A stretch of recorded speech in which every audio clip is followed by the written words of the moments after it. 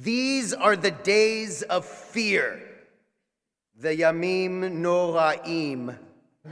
On Rosh Hashanah it is written, and on Yom Kippur it is sealed, who shall live and who shall die?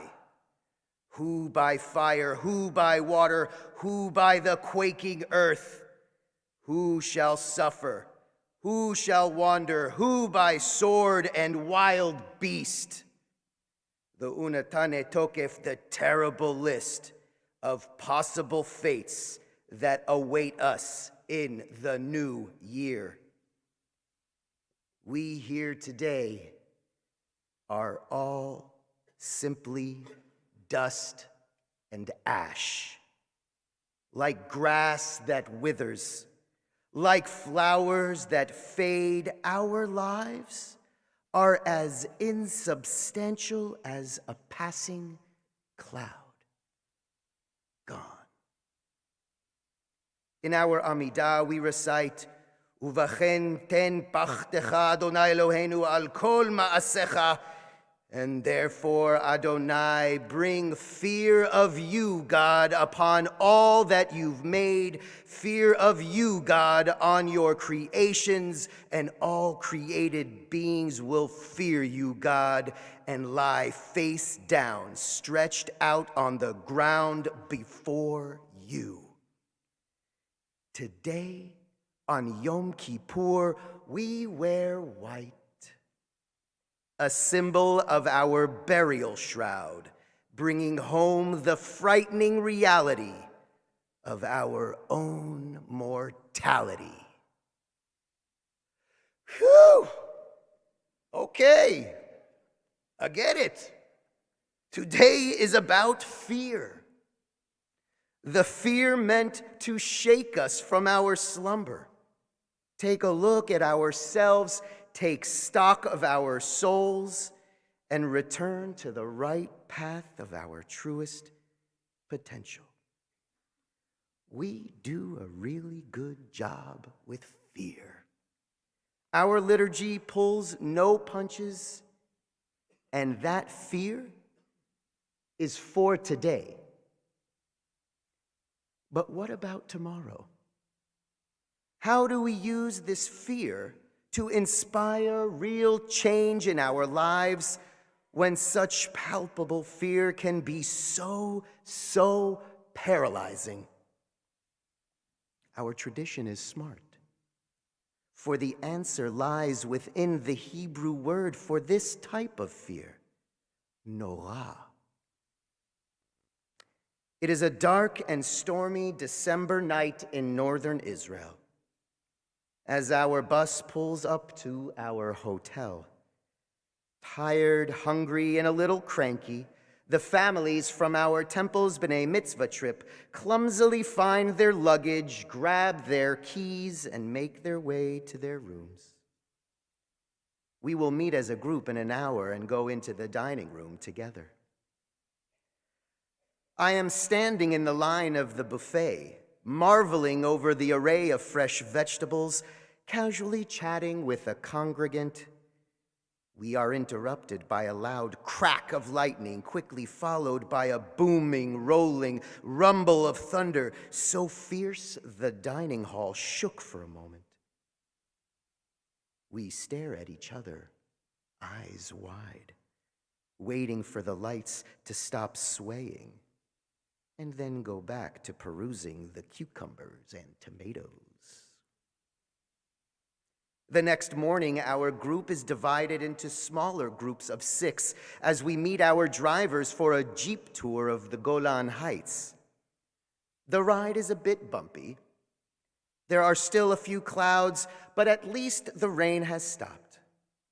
I am gazing and laughing and talking with my Jeep companions until little 8-year-old Edie stops mid-sentence and gasps, eyes wide open, pointing, "Look!" I turn my head and see the most vivid, brightly beautiful rainbow, the kind that if there ever was a pot of gold at the end of a rainbow, it would be this one. We ask the driver to pull over so we can take a few pictures. Little Edie jumps out, throws her hands in the air, and at the top of her lungs sings, Adonai, open up my lips that my mouth may declare your glory. She cannot believe what she is seeing. Fast forward, we are now in the southern desert region of Israel. Sand and brush and hills and solar panels as far as the eye can see until we come upon a farm. What could possibly grow in such conditions? We were about to find out. Our group enters one of the curved greenhouses, and suspended from the makeshift ceiling about 6 feet off the ground or so are rectangular white baskets filled with strawberry plants, and the red ripe strawberries hanging over the sides. We look with wide-eyed anticipation. Our guide, with his white mustache and big toothy grin, welcomes us to try as many as we want. We quickly pick from the bounty in front of us, and people exclaim, "Oh my God, this is the most amazing strawberry I've ever had in my life. Totally, so good. And can you believe these things are growing in the desert?"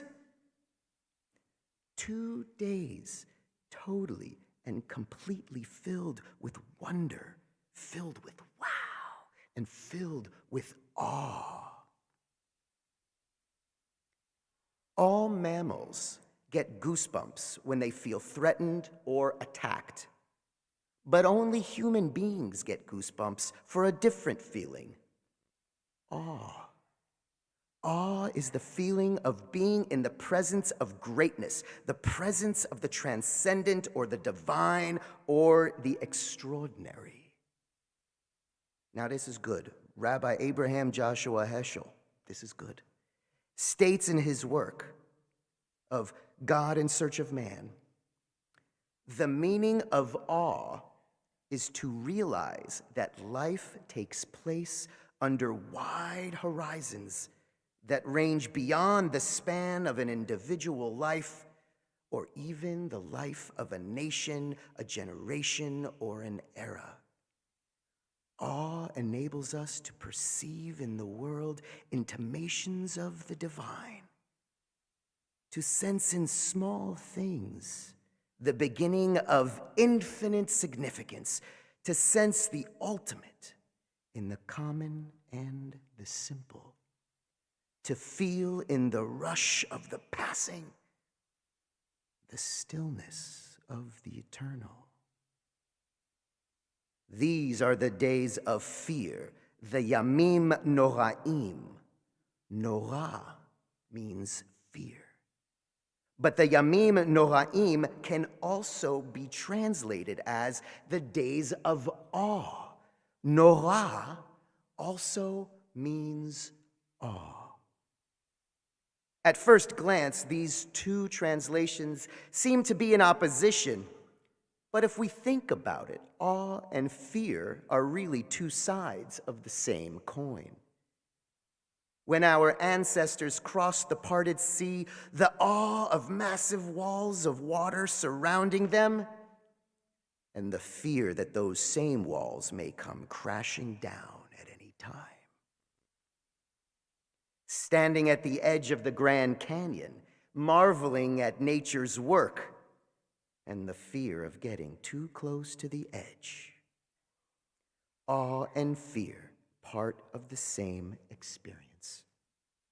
The high holy days give us the opportunity to embrace and internalize this balance. So here is our answer. Today, fear, to shake us and to wake us.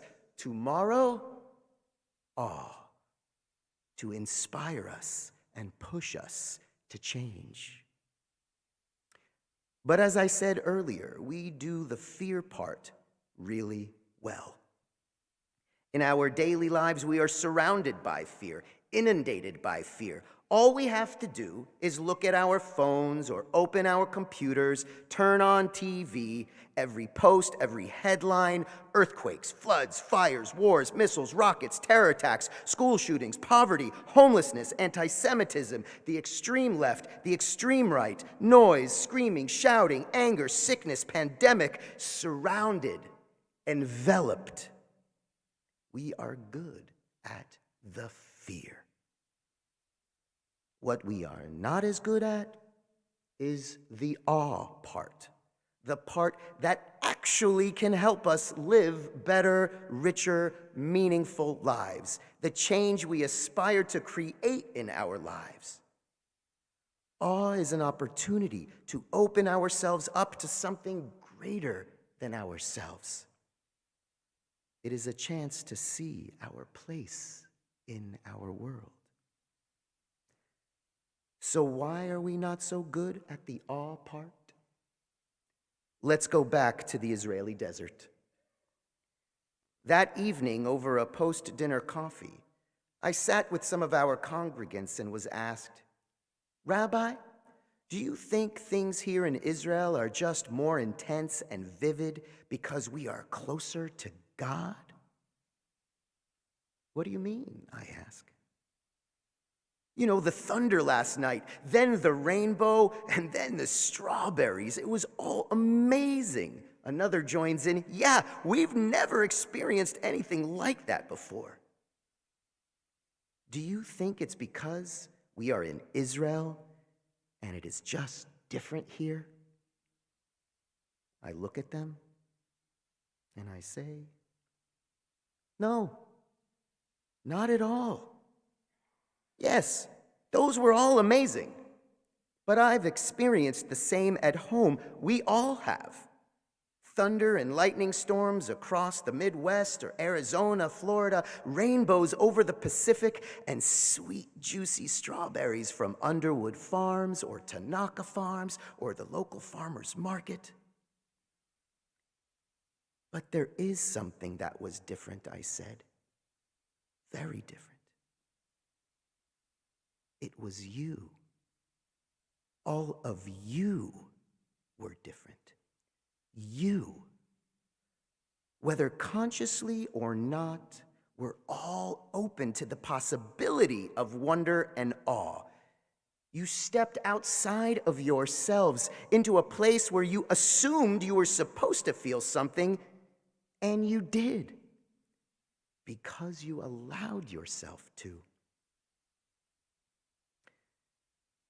Researchers believe that we are living in a time of awe deprivation.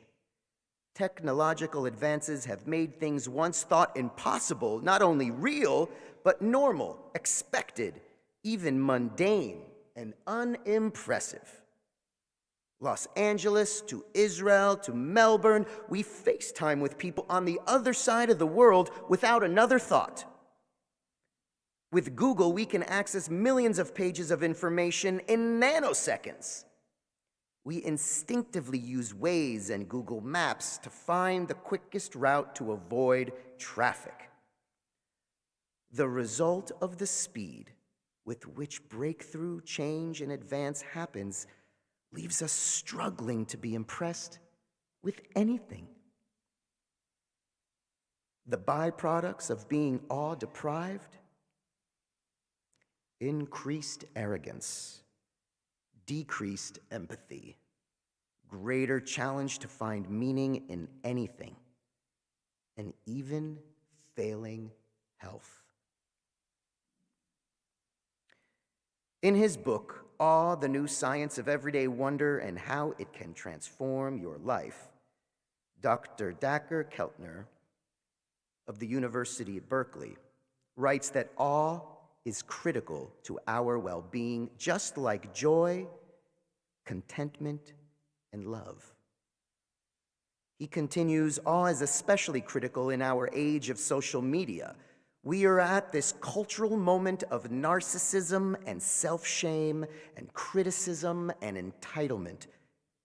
But awe gets us out of that. It does this by helping us get out of our own heads and realize our place in the larger context of our communities, of our world. His research shows that the capacity to feel awe makes people more empathetic, generous, kind, and humble. But we all know this is nothing new. Our tradition has been teaching this for thousands of years. As the Torah describes our ancestor Jacob upon awakening from his dream, Vayira vayomar ma nora hamakom hazeh, en ze ki im bet Elohim veze sha'ar hashamayim. Shaken, Jacob said, "How awesome is this place! This is none other than the house of God, and that is the gateway to heaven. Yes, God was in this place, and I did not know." But did the place change when Jacob woke up? No. He changed, and thus the way he looked at the world changed. And from the Psalms of David, Ma rabu ma'asecha Adonai kulam bechochma asita mal'ah ha'aretz kinyanecha, how great and wondrous are your deeds, Adonai. All of them you have made with wisdom. The earth is full of your wondrous creations. So the good news is, awe is something we can develop with practice.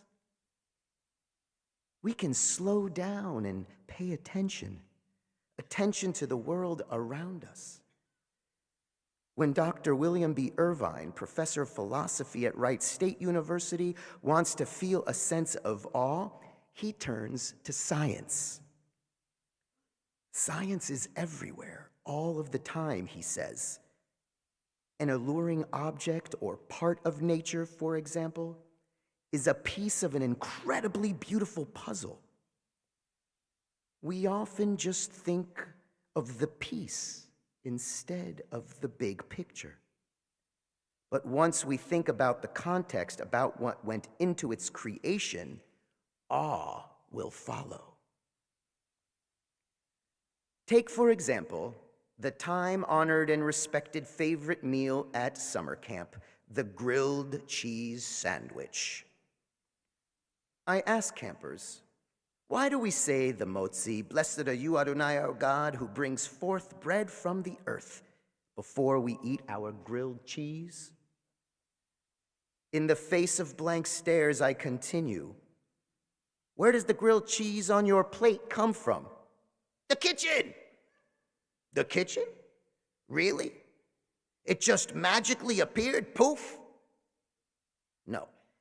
So we did an exercise to see just how far back we could track the grilled cheese getting to their plate.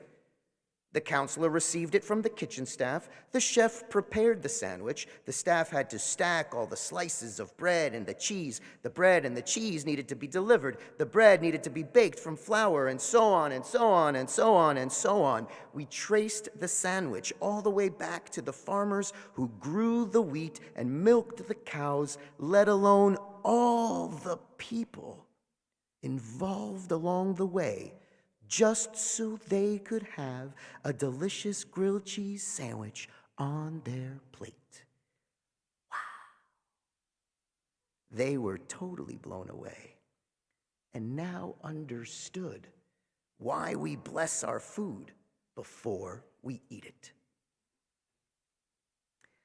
As we pay attention, we can focus on the moral beauty of others. One of the most reliable ways to experience awe, Dr. Keltner found, was in the simple act of witnessing the goodness of others. However, goodness in others is often overlooked, he noted. Our public discourse and academic discourse sort of forgets about how much good people can and want to do. When we pay attention to the people around us, the grocery clerk at Trader Joe's, the barista at Starbucks, those in line receiving food at the car center. When we do small gestures, holding the door, giving someone a smile, saying good morning when we volunteer our time, Karsh Center, Camp Harmony, when we see others and others see us doing such things, we start feeling better and are also more likely to keep doing these things. As our daily prayer teaches in Nisim B'chol Yom, the miracles that surround us every day, thank you, God, for the opportunity of being created in your image to heal the sick, feed the hungry, clothe the naked, the opportunity to open our eyes to wonder and bring joy and goodness to the world. So as we move from these Yamim Noraim, the days of fear, let us continue the rest of our days as Yamim Noraim, days of awe, creating lives filled with empathy, kindness, humility, and love, open to the wonder and awe that surrounds us each and every day. Shana Tova, everyone. Gamar Chatima Tova.